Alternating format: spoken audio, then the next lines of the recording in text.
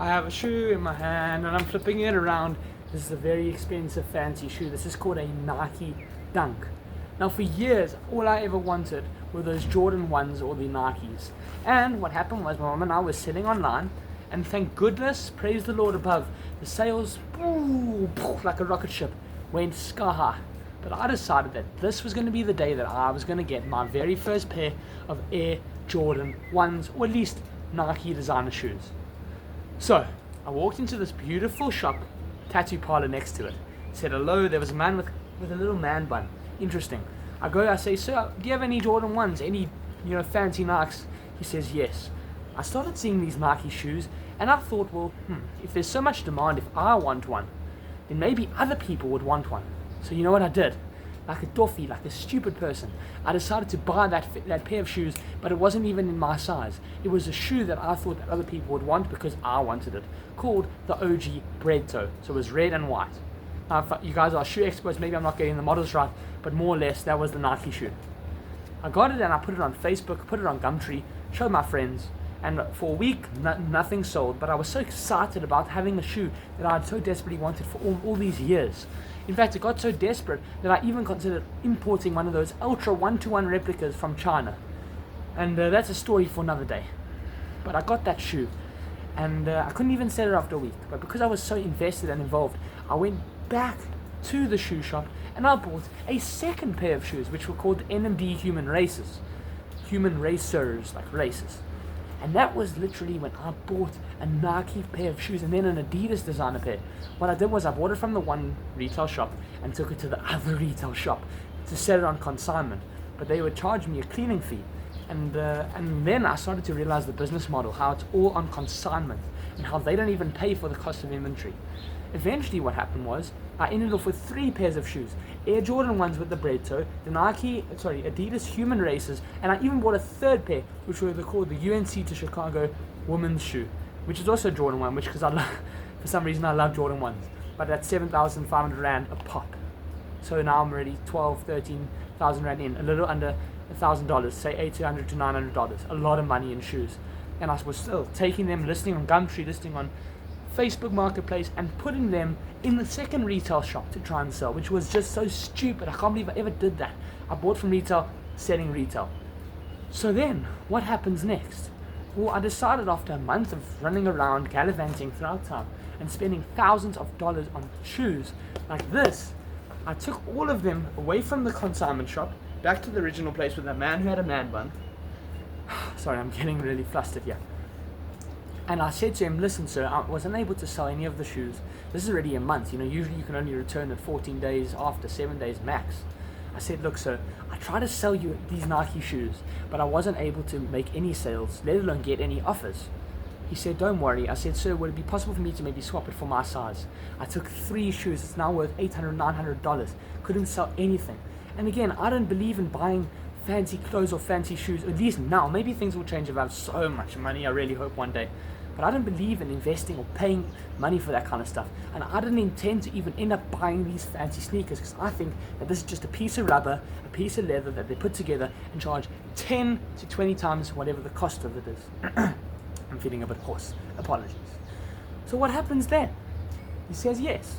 So what do? I go and take these 3. Now I've got these 2 Air Jordan 1s and I have the Adidas Human Racers from Pharrell Williams.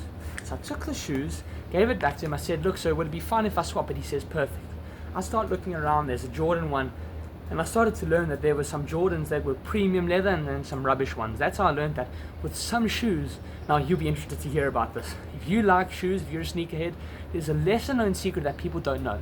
What they do is the cheapest form of leather is called suede. This is a suede shoe, and it comes from the different grains of leather, and then it's like the top part, then the middle part, and suede is the lowest grade leather. Literally, there's the best leather called full grain with no blemishes, and then suede is the worst.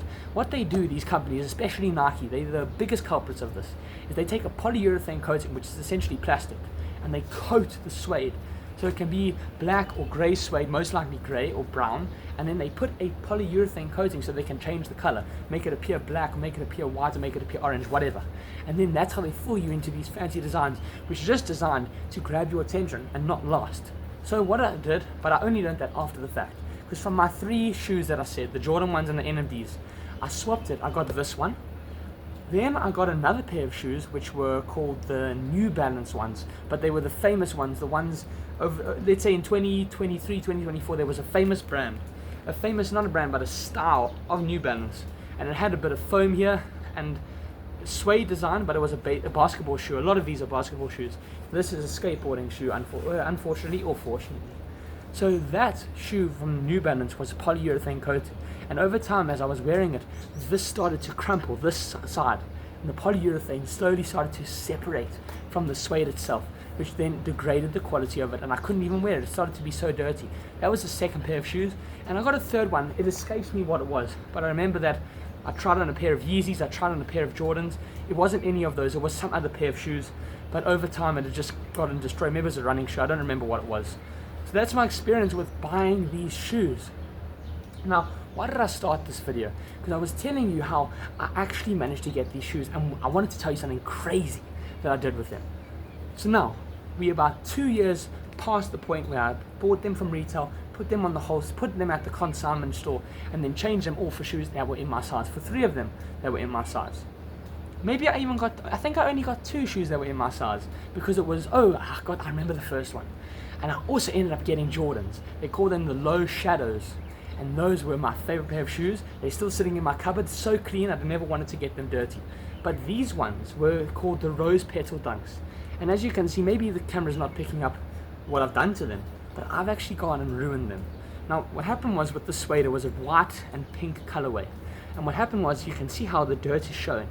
And I had other suede shoes, not on me now, that were called loafers, just normal, no-name brand suede loafers that were blue. They got dirty, but I got this spray paint, which was specifically used for suede.